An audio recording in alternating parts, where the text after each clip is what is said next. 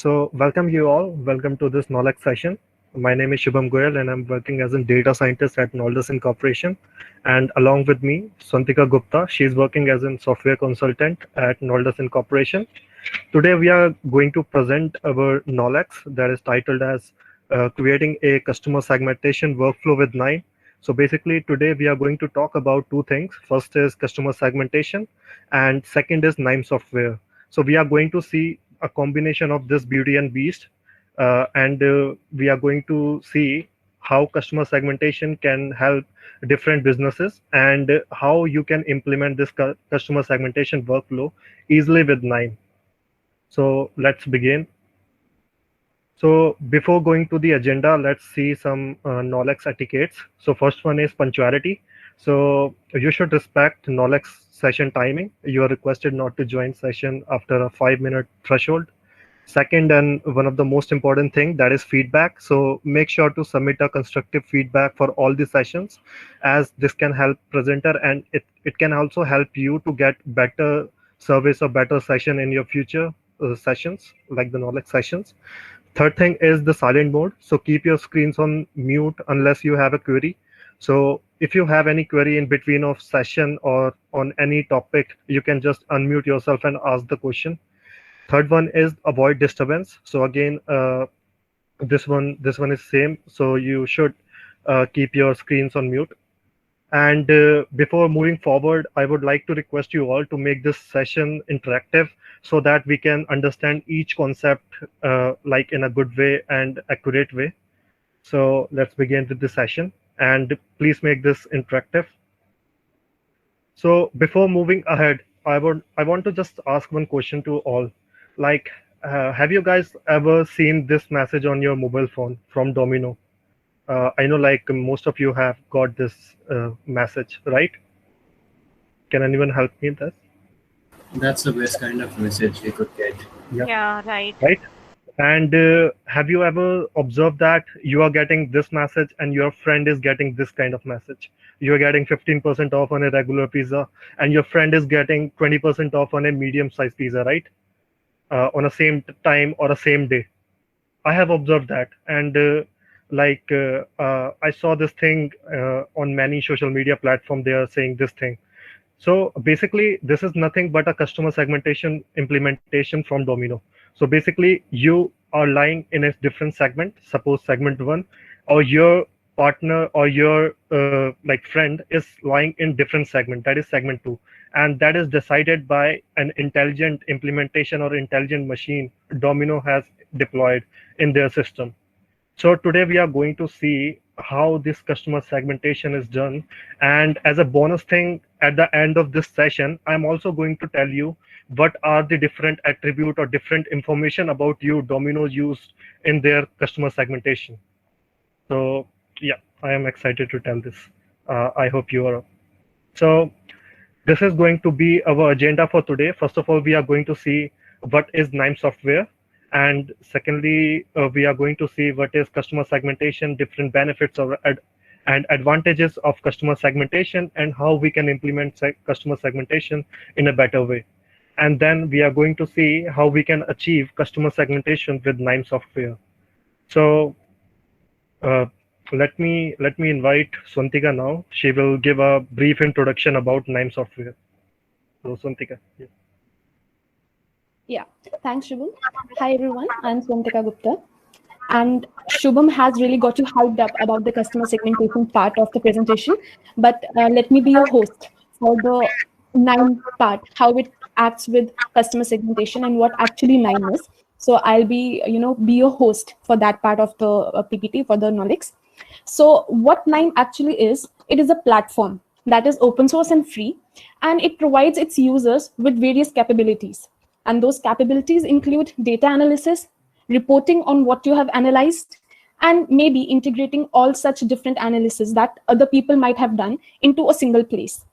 So in a formal definition, let us just define it, Nine, as a platform that allows us to create and productionize data science using a single, easy to use, intuitive environment.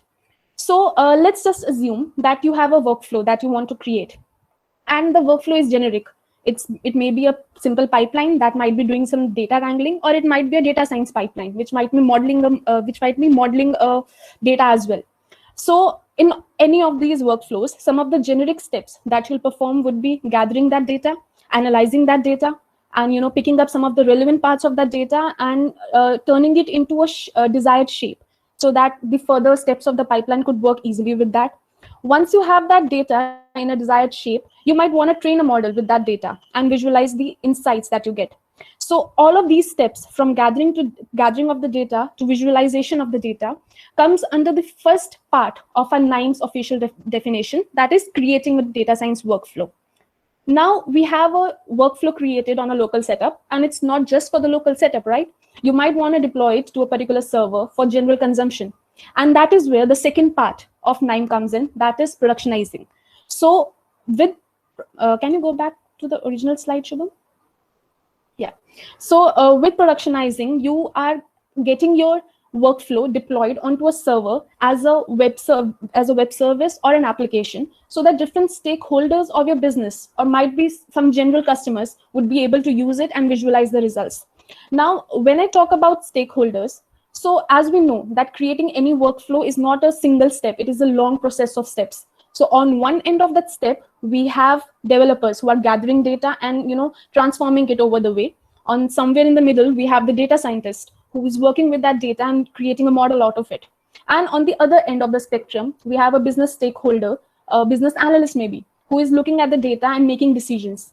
So what NIME provides is that it enables every stakeholder to focus on what he or she does best without worrying about rest of the pipeline that may be following. Can we go to next slide? So like I was talking about, the initial step of creating any workflow, that is gathering and wrangling and modeling and visualizing, that is taken care by first part of a NIME software, first core component, that is the NIME Analytics platform. While the second half of the process, that is productionizing it and deploying and managing it further, it is taken care by the second part of the NIME software, that is the NIME server. Next slide, Shubhu. Okay, so before going on with the NIME server and the other parts of the presentation, we need to just have an idea about what NIME Analytics platform actually is. Because as a developer or as a user, you'll be mostly working with that only. So NIME Analytics platform is an open source software which is used for creating data science processes. So every step from loading data, transforming it, and finally analyzing and visualizing that data, all of these different steps are done in the NIME Analytics platform using some of the processes. Now, these processes in the NIME Analytics platform are termed something called as nodes. We'll see what actually nodes are, but in a crux, node is basically a process that will be doing what you want it to do. So let's just call NIME Analytics platform as a strong platform for first drag and drop analytics. So whatever process you want to do, you'll just drag that node and drop it into your workspace, and it will do that for you. Then it is one of the comprehensive platform for machine learning, deep learning, and natural language processing. Simple day-to-day ETL tasks can easily be performed on analytics platform, and it is like you don't have to go back to the original step to execute the complete workflow. You can stop your workflow at one point and can resume from that point itself. And finally, statistics can easily be done and analysis can easily be done using the NIME Analytics platform. Next slide, Shubham. Now, once we have NIME installed, which is readily available and openly available for installation, when you'll run it and launch it, you'll find the first screen that appears something like this. So this is the NIME workbench on which, as a developer, we will be working the most. And it has certain components, which we can see in the original, in the actual NIME platform. Can we switch back to this, switch to the screen?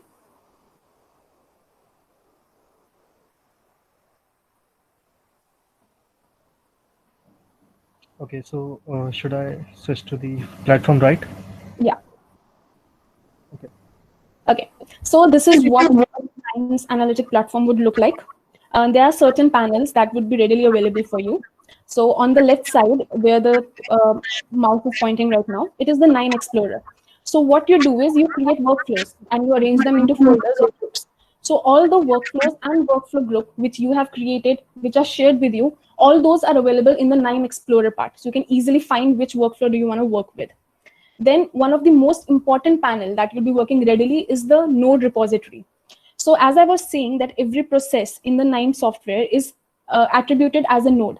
And in the node repository, we have a list of all the nodes that you can use for data loading, for transforming, and for saving data. And you can easily search the name of the node or what it does using the node repository. Now, whenever we click on a node, we'll get a description of it, that what is that node, what are its components, what input it takes, and what output would it provide. And all of that information would be available to us in the right side of the screen. That is the description box that you see. Now, when you've executed a node, maybe a workflow, maybe you might be getting some error messages or some informational messages, and all those would be visible in the console tab that is at the bottom of the screen.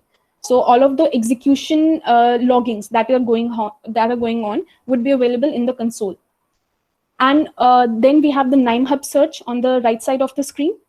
In the KNIME Hub search, we can just type in whatever KNIME node or workflow you want to search for, and it would open the web browser and get the information for us there itself. Then another important panel here is the workflow coach. So what actually workflow coach is that, for example, you are in the middle of a workflow.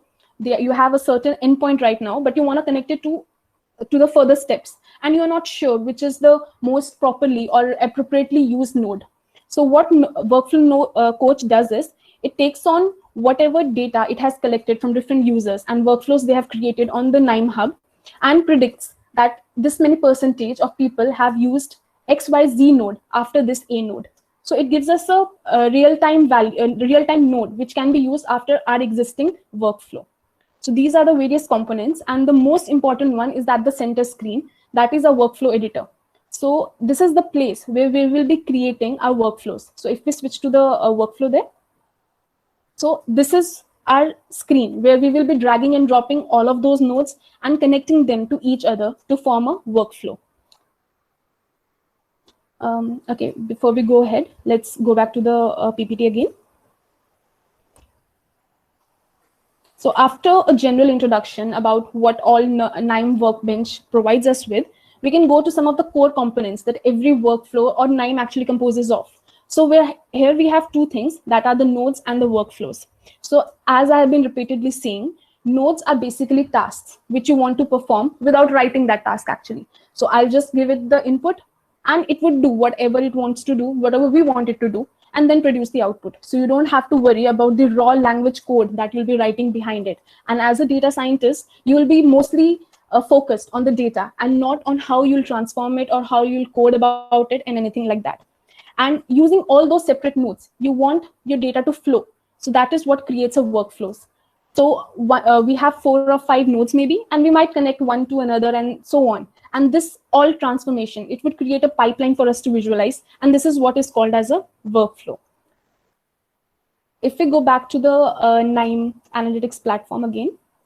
Yeah, so this is a simple, which might not look so simple, but actually it is quite simple, workflow that we've created using different types of nodes that are available on the KNIME platform. So on the at the starting first column of the workflow, you might see some of the nodes like file reader and SQLite reader. These are called as actually data load or data access nodes. So if we click or double click on any one of them, you might find a certain configuration window open up. And in this configuration, you might provide first the name of the location from where you want to read a particular file maybe. Since it is a file reader node, you will provide the location of the file from which you might want to read it. And since it is a CSV file right now, and we want the column delimiter to be comma, so we can specify that as well using just the UI for that. Other things that you can also do is that you can say that the first row is actually column header and not the actual data. So you can tick box on that as well. So all these different configurations are done to any of the nodes, depending upon what type of node it is. For example, in the file reader node, we have to specify the location, while maybe on another node, we might to specify the column names that we might want to transform. So this is how we configure the node and provide it input. And all of the processing of reading that particular file maybe, and putting in the column delimiter would be done by the node itself in the background. And a final data table would be provided to us, as we can see right now. So now when a node is executed, it is actually in a lot of different stages. So if a particular node you have just dragged and dropped and it is not configured, so it would show me a red traffic light signal at its lower end. Like for example, here we can see at the concatenate node. Right now it is not configured maybe, so that is why it is showing it as a red node. Now, if we have configured it and provided all the input parameters that it requires, then it would show me a yellow node saying that it is ready for execution. And once we execute it, that is, we just right click and execute the particular node itself, it would do all of the data processing it requires, and it would turn into a green traffic light.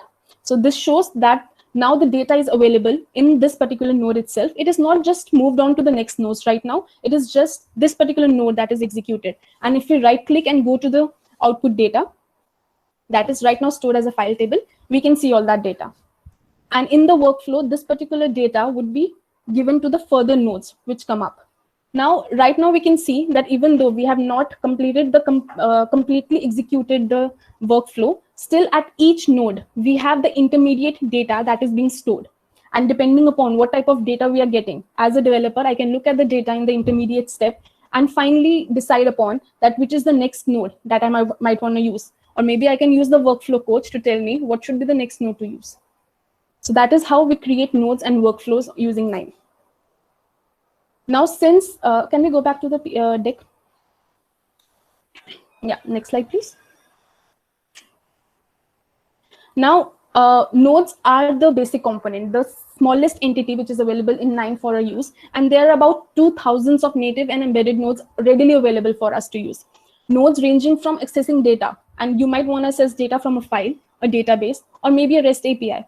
Different types of nodes are available for you to configure to do that. Then we have nodes which support big data as well. So as Noldes is mostly involved in big data projects, we require data to be read into or read from Spark, HDFS, Hive, Impala. And all of these nodes are available to us either as an embedded part of KNIME platform, or we have extensions available which can be integrated with the KNIME platform to use. Then again, we have the data available. Now we might want to transform it and join some other columns together and get it into a shape that might be used in the further processes. For that, we have transformation nodes as well available, which can be used to pre-process data, aggregate data, blend data, and maybe find out some of the features or columns that are useful to me. Next slide, Shubham. Now, after transforming the data, now the next step in a typical workflow would be analyzing that data and maybe applying it to a particular model for training. So different nodes are available for that as well. As a machine learning enthusiast, we have a different sets of nodes for regression, classification, supervised learning, clustering, validation.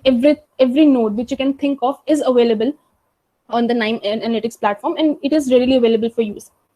And if there is a scenario where you do not have a node which is of your specific use case, and if you might not be able to use the already existing nodes to do that, so there's another option that we have a JavaScript node and a Python script node and R script node, where we can write our own code as we want to use it and execute in our workflow as the other nodes are working. So even we have that extension, we have an extension to that as well. Finally, we have that data ready and we want to visualize something. So we have JavaScript based nodes which are interactive. So using a simple output, we get a, I'm so sorry for this. So executing the node, we get for example, a bar plot, and we can make it interactive as well using some of the JavaScript based nodes, interactive nodes that are available in the KNIME platform. And finally, all of workflow has executed and we have our reports with us and we want to pass it to the business analyst maybe. So even that can be done easily. So we have deployment nodes where we can write our final results either to Excel, CSV, or any remote storage, or we can create a BERT report as well from it. Next slide, Shubham. Now, that was the first part of the definition of KNIME, as you might remember. That was purely about creating workflows and visualizing the end results. Now, all of that is currently being done on a local setup. So it is not available for, maybe the business analyst or general public. So the next important step would be deploying it to a particular server so that it can be readily be used as an application or a service. So this is where the KNIME server, the second core component of KNIME, comes into play. So what KNIME server actually is, it is an enterprise software which is used for team-based collaboration, automation of workflows, management of workflows, and finally deploying those workflows as analytic application and services. Is there a question? Okay, so each of this term in the NIME server, we would look into it deeply. So first we'll talk about is the collaboration part of the NIME server.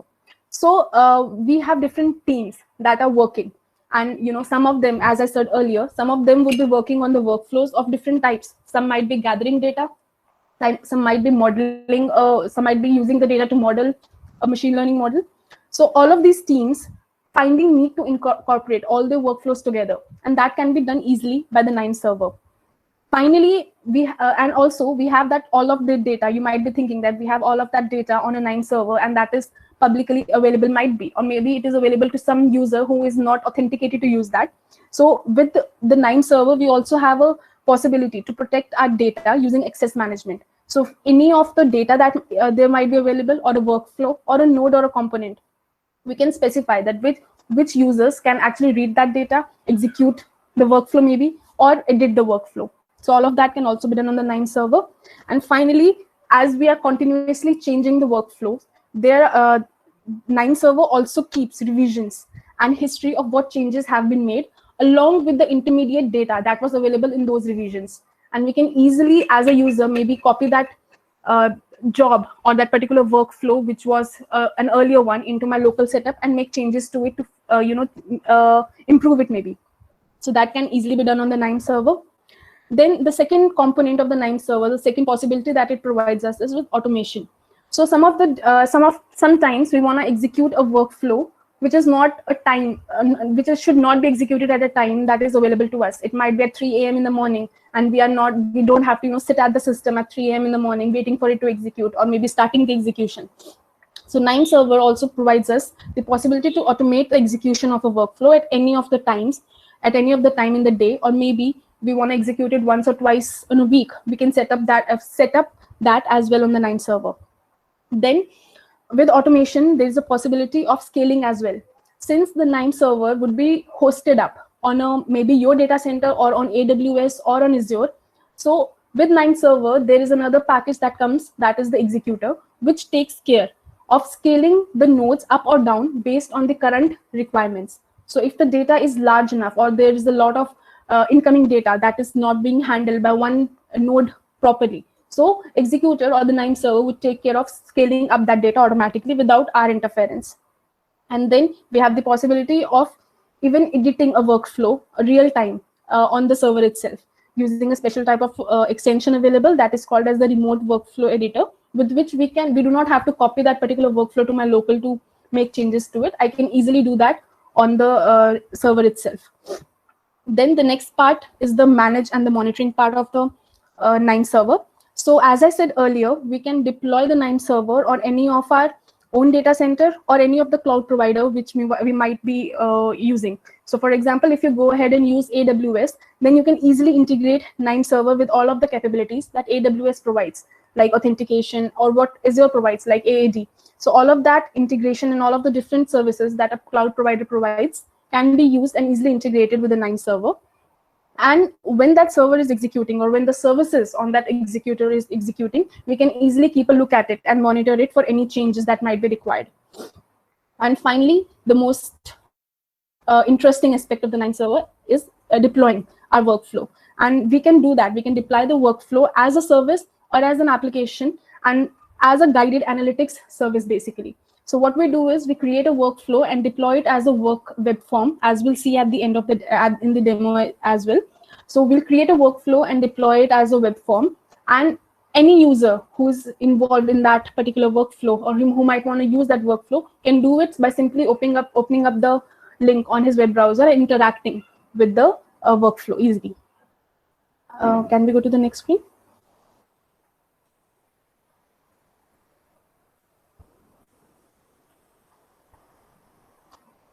Shubham?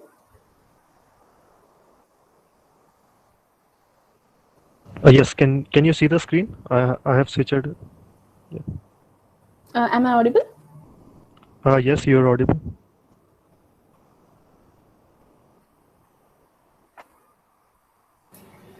Hi guys, you both guys are audible. Yes, I have searched the slide, Santika. Are you able to see that? Yeah, no, actually, I'm still stuck up on Shubham the is 9 server still, screen. we are seeing advantages of using Let's Nine share as a the solution. screen. Shubham.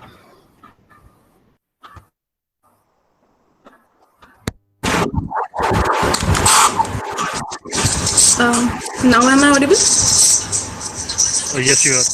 Yes. Okay. Sorry for that. It might be some internet connection. So anyhow, now we'll be just talking about the using Nine as a solution.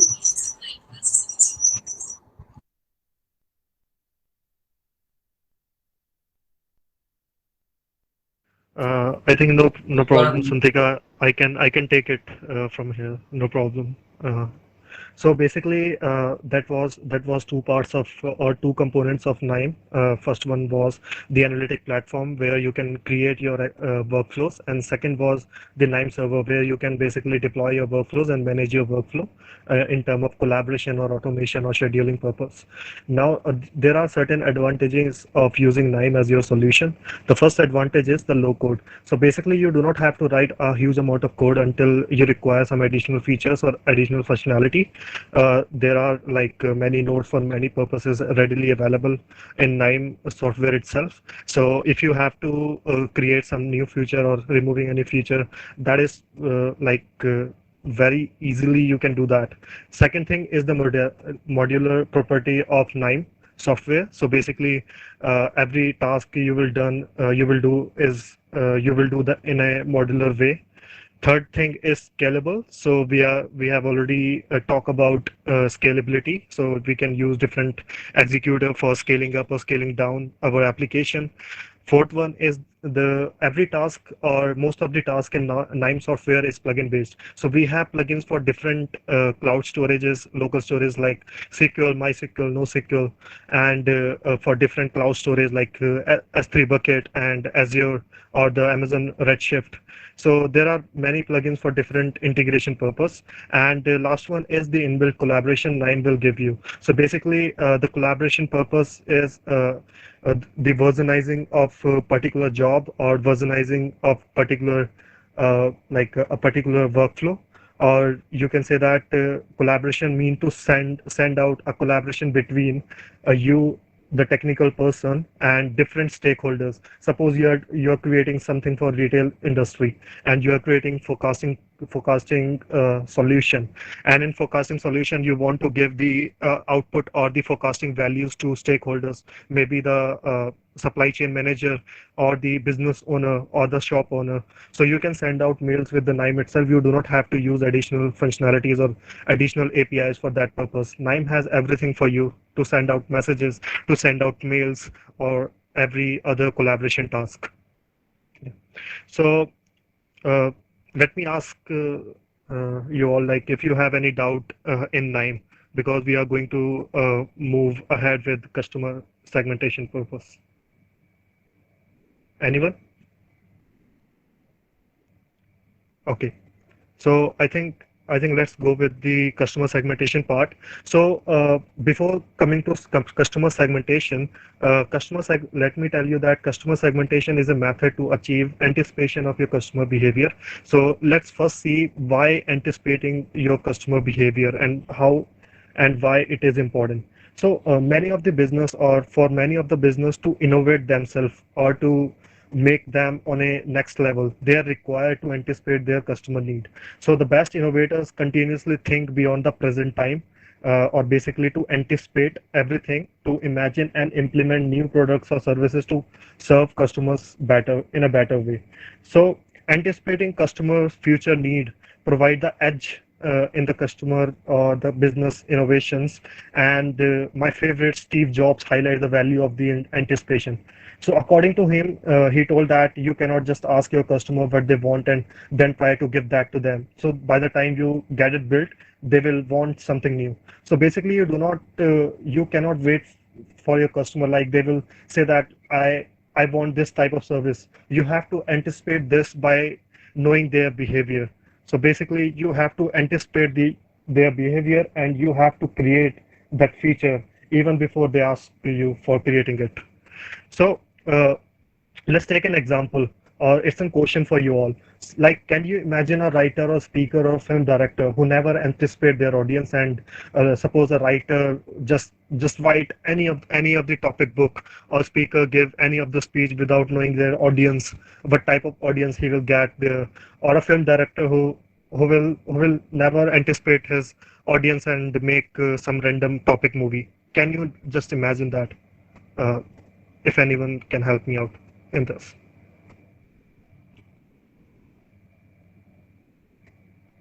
Okay, no problem. So I think we cannot imagine that. So every writer, every speaker or film director always anticipate their audience. So what is the correct time to do that? What actually people want from them? So basically, effective communication is completely linked to anticipating our audience to determine what we should say, or what we should write, or what we should show to the audience. So basically, the best speaker, writer, movie maker, and the leaders are simply expert in anticipation. So expert communicator captive audiences, or write best-selling books and influence masses by anticipating their audience before they act. And the same idea I implement in these technical businesses or different kind of businesses. They have to anticipate their audiences and give them what they want, so that their business innovation can go on the next level. So let's now talk about the customer segmentation. What is customer segmentation? So basically, customer segmentation is a practice of dividing a customer base into groups of individuals that are similar in specific way, relevant to marketing. So such as the age of the customer, gender of the customer, interest, and the spending habit of that particular customer. So basically, companies employ customer segmentation operate under the fact that every customer is different, and that their marketing effort would be better. So if they target a specific or smaller group with messages that those customers would find relevant and lead them to buy something. As an example, if a person who is a regular customer to Amazon, so he every time he goes to Amazon and he used to buy some fashion products like clothes and sunglasses and everything, and your marketing team or Amazon marketing team is sending out mails or discount uh, information about some electronic items or mobile phones or different mobile parts or the features. So there are very less chances that he will buy that mobile phone, or he will be interested in that. So on the other hand, if you send him all the information about his interest, like a certain discount on clothing brands or certain discount on his fashion products, so there is more chance that it will lead him to buy something from that mails, basically. So customer segmentation relies on identifying key differentiator that divide your customers into group that can be targeted on with your marketing strategies. So the information such as customer demographic data like age, race, religion, or gender, or family size, or ethnicity, or income, or education level, or maybe some geographical data where they live or where they work, or some kind of social class or lifestyle or personality they use. So these kind of things these businesses used to follow to divide their customer base into segments. So basically, there are certain method of performing customer segmentation. Yes, there are some technical ways, like you can implement algorithm, uh, you can transform your data, you can simply manipulate your data. But before everything, one of the best or one of the important thing is to identify which method should be used, or what type of customer segmentation you want to do according to your business. So basically, there are different approaches. So first one, okay, let me give a pointer. So first one is purchasing behavior. So basically here, what we used to do, we used to observe how do customer behave differently throughout the part of his purchase. So basically, the purpose is to see how different customer approach the purchase decision, and the complexity and difficulty of purchasing process for that particular customer, and the role of the customer plays in the purchasing behavior. As you all know that there are multiple peoples according to their behavior, like some are price conscious and some are price conscious, like he want to buy something cheaper, and some are smart customers, like they used to research many website to a certain before coming to a certain purchase. And there are some people who are needs proof, like they used to go through all the reviews on the website, and then they will purchase that particular thing. And there are some people who says that I will get it later. That exactly we used to store our items into cart in Flipkart and Amazon. So these are some of the information we gather in purchasing behavior method. Second is benefit south. So basically in benefit south, we used to see what primary benefits are different customers seeking during a purchase decision. So as customer research a product or service on different website, their behavior can reveal value insight into which benefit or feature or value or the problem are the most important motivating factor influencing their purchase decision.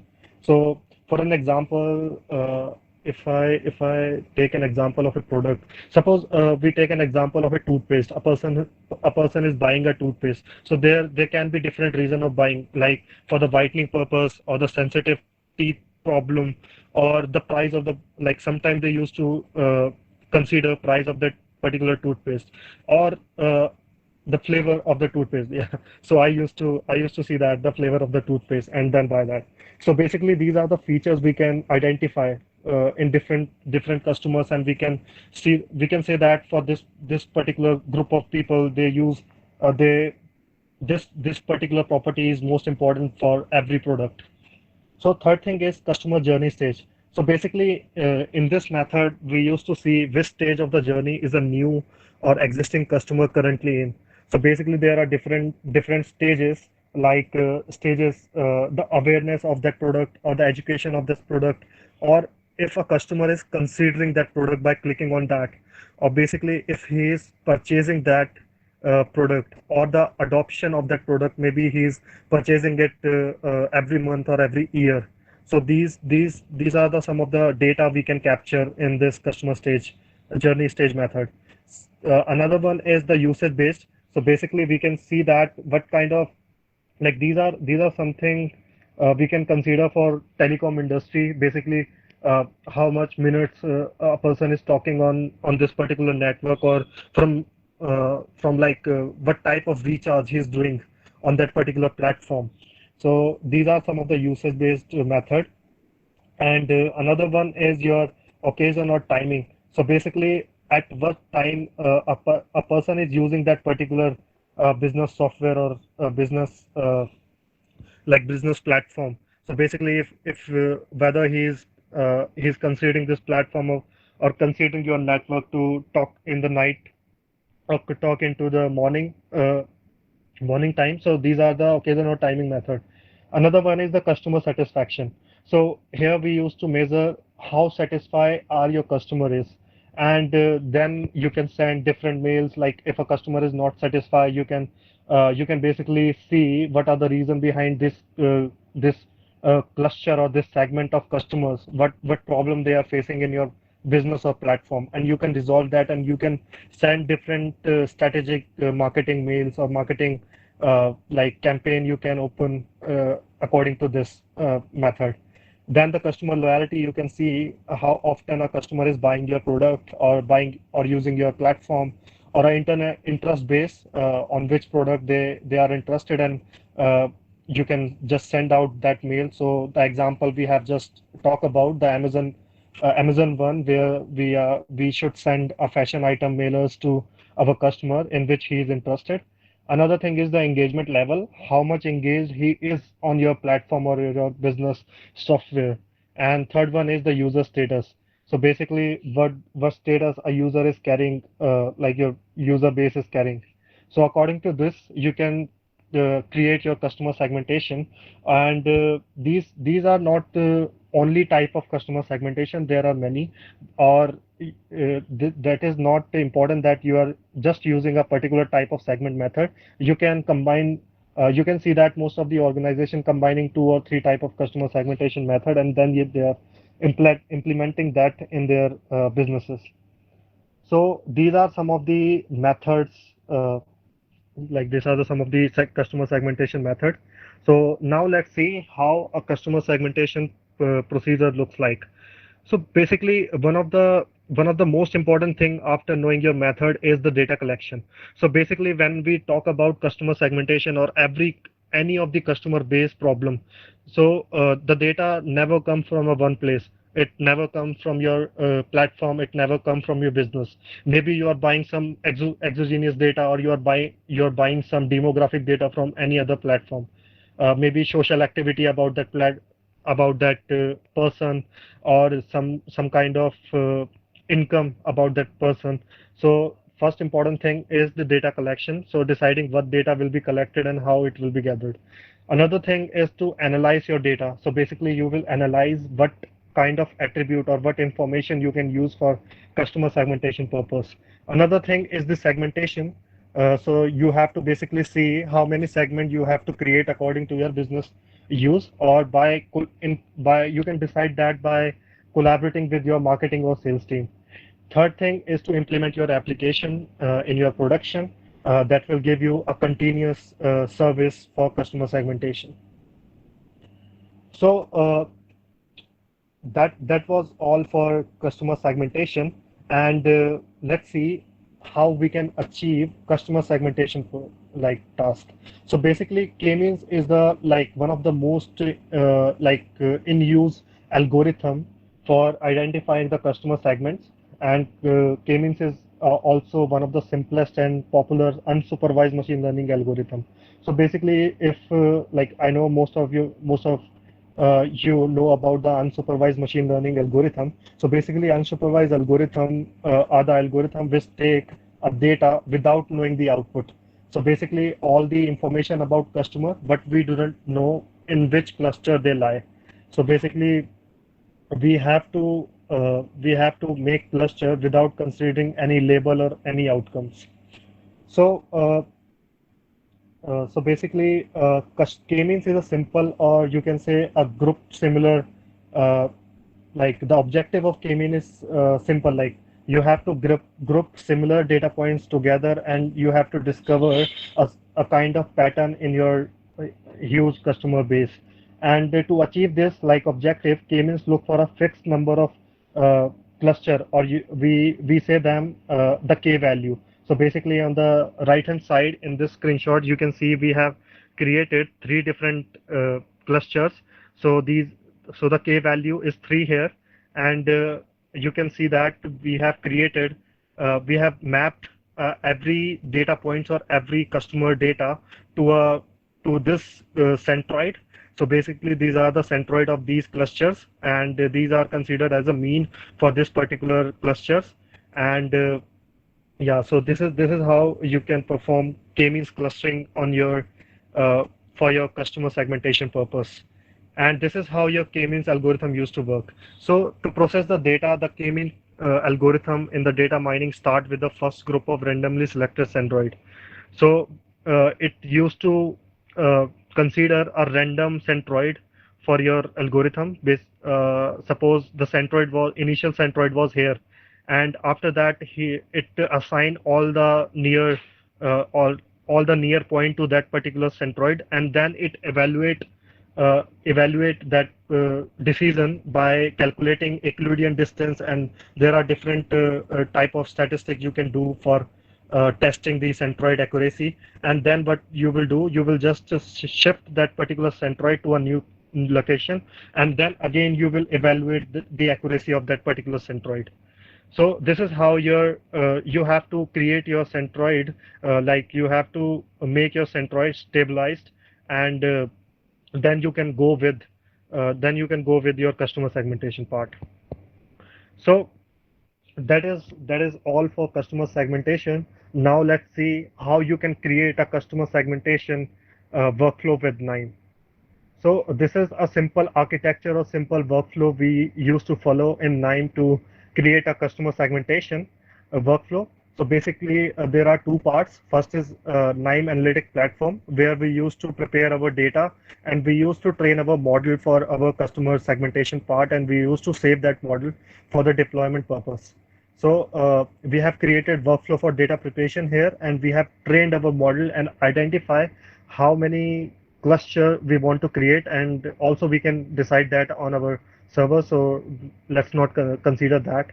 So we have to prepare our data. We have modeled our uh, like we have done our model training purpose, and we have created our model and save it.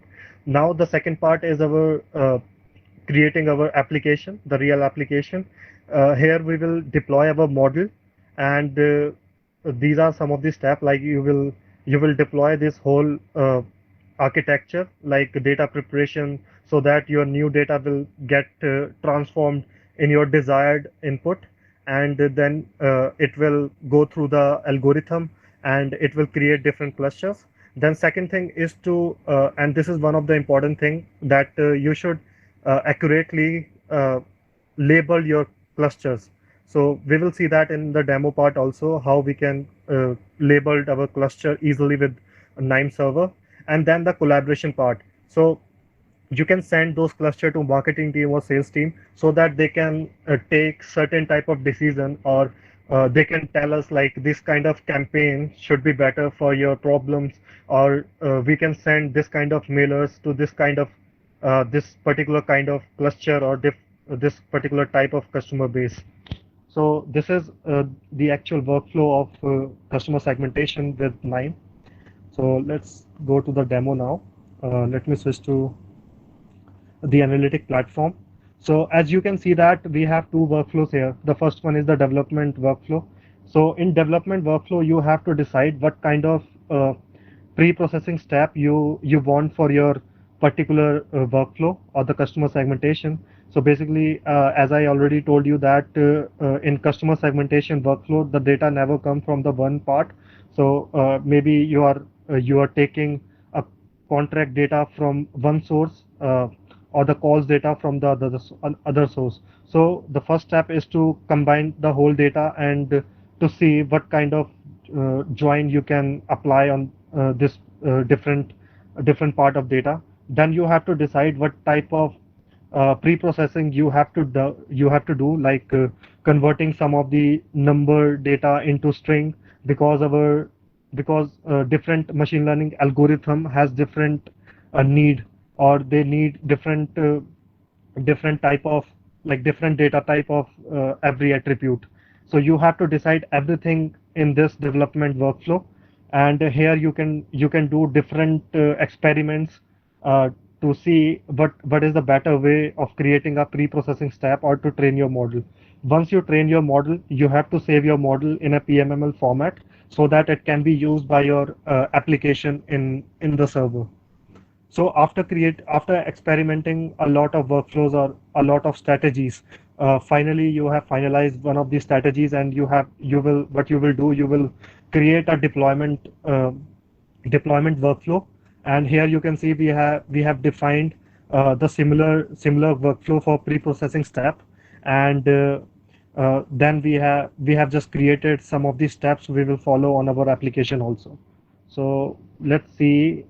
We are going to deploy, or we have already deployed this particular workflow or the application on our NIME server.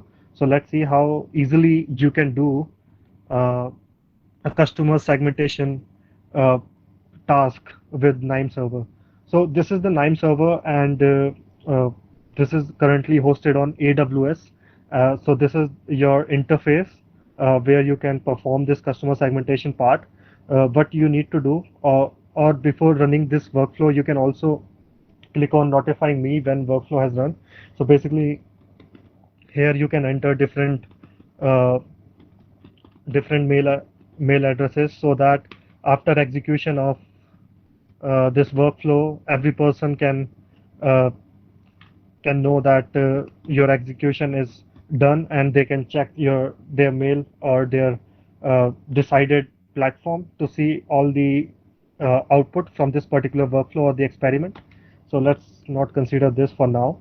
So if you click on run, what is going to happen it going to load all your data into your NIME table, and it going to perform all the processing step like the joining task, or converting your data in a specific format to change numerical columns into string column. And finally, we will get on this step, that is defining your number of clusters and defining your parameters to do customer segmentation part.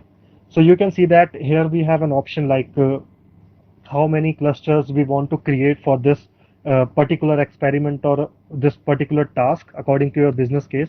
Suppose I have decided I want to go with six clusters, and you can also exclude or include certain type of information about your customer.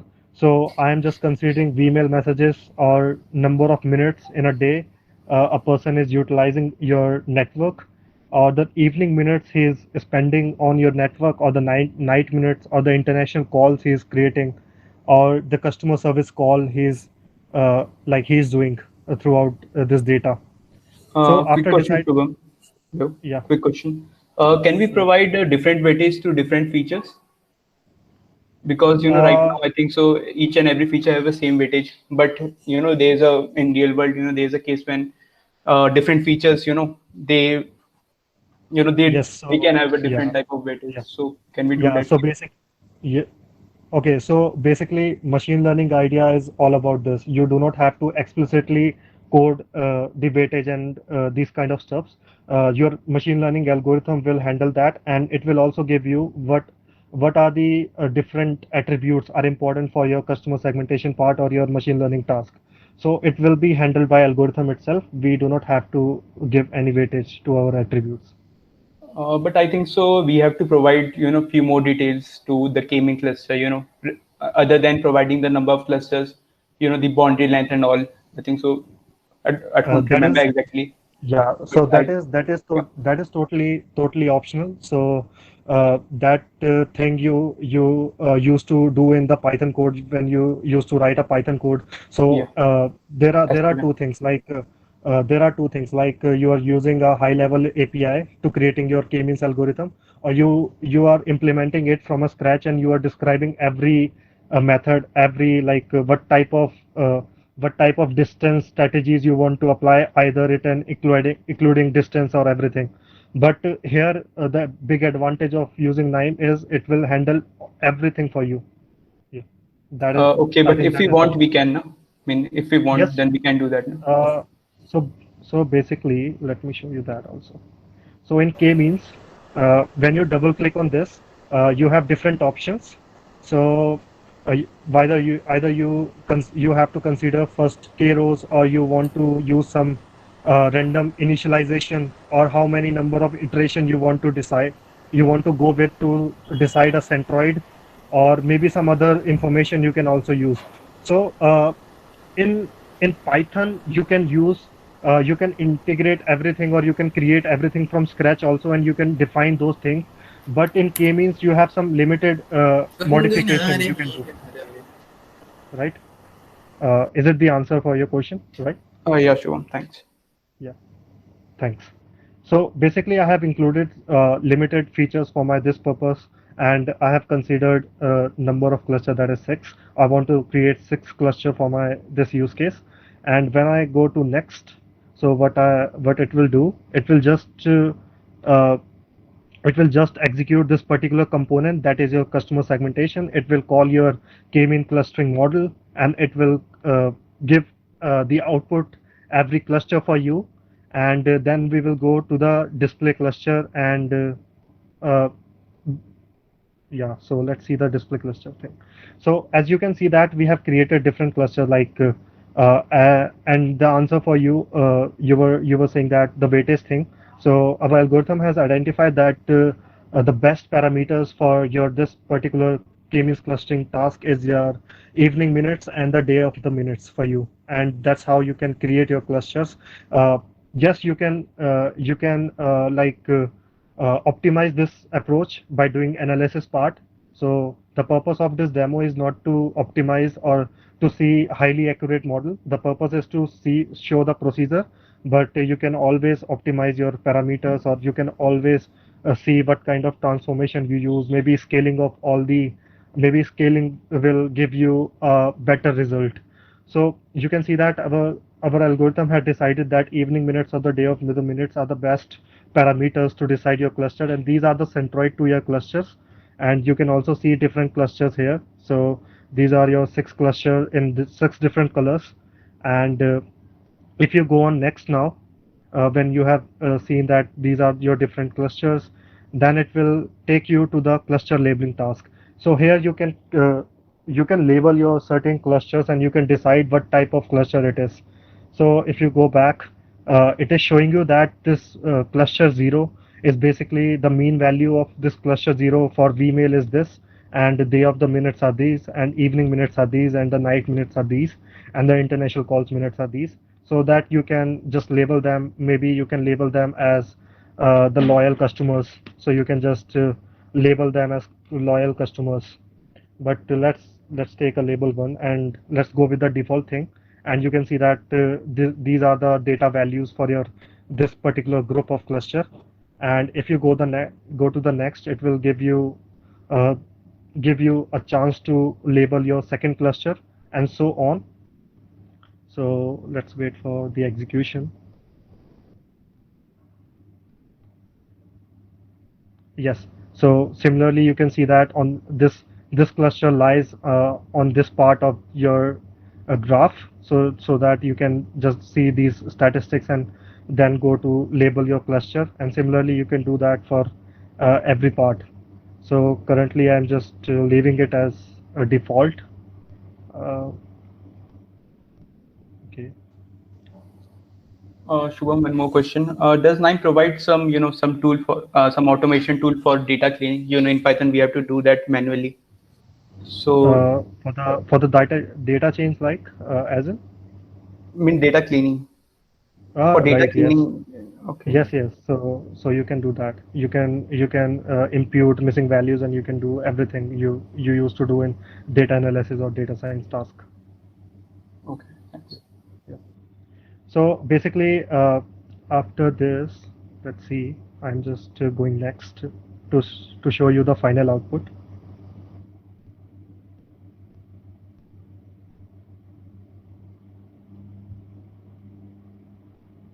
Yeah. So after labeling all the 6 cluster, it will give you a final result like what is your final result after labeling is. So let's wait for 2 or 3 seconds more. Yeah. So after executing all these steps and label all the columns, so this is how it will show you all the labels.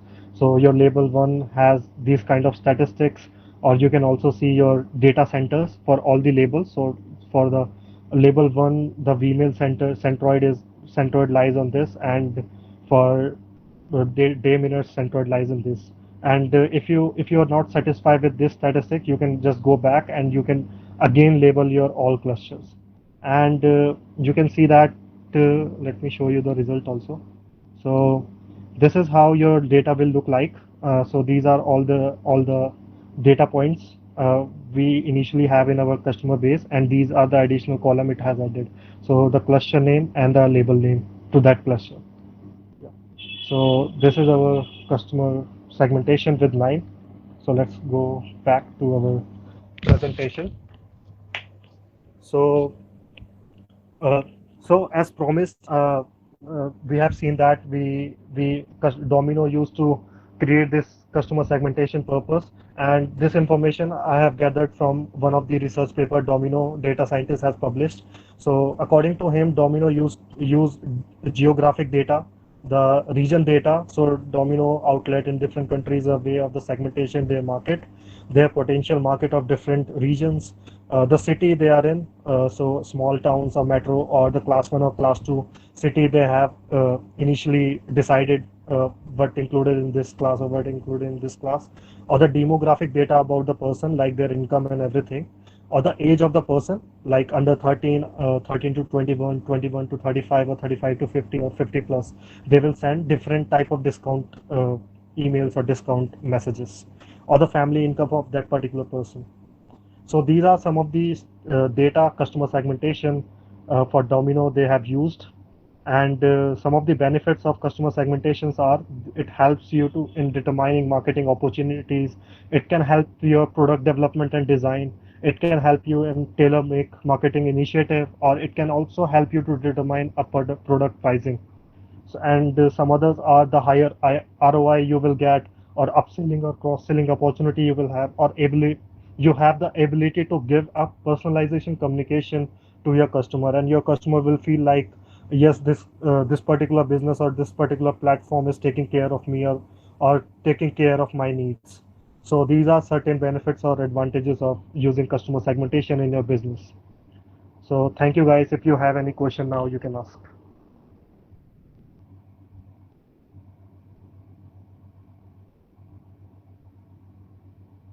Any question?